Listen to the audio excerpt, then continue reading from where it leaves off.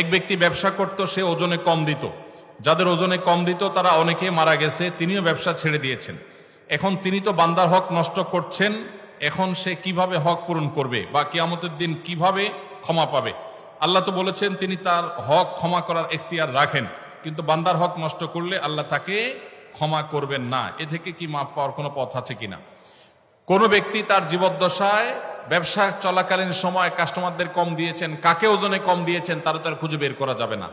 এরকম পরিস্থিতিতে যে কাজটি আমাদের করতে হবে, আনুমানিক কত লোককে আমি কত পরিমাণ জিনিসপত্র কম দিয়ে ঠকাইছি সেটা আনুমানিক একটা ফিগার বের করতে হবে। সব মিলে এই পরিমাণ চাল ডাল এই পরিমাণ হবে, এর বেশি হবে না, একটু বাড়ায় ধরতে হবে সতর্কতামূলক ভাবে যে এই পরিমাণ হবে। সবাই টাকা একত্র করলে, যেহেতু মালিক খুঁজে পাওয়া যাবে না, অতএব ওই টাকাটা সেই মালিকদের তরফ থেকে অন্য গরিব দুঃখীদেরকে দান করে দিবেন, এই নিয়তে যে আল্লাহ যাদের হক আমি মেরেছিলাম ওজনে কম দিয়া, এখান থেকে আনুপাতিক হারে তাদের হক অনুযায়ী সওয়াব আপনি দিয়ে দিবেন।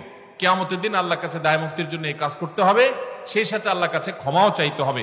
আল্লাহ তাআলা আমাদের সবাইকে বান্দার হকের ব্যাপারে সবচেয়ে বেশি সতর্ক থাকার তৌফিক নসিব করুন।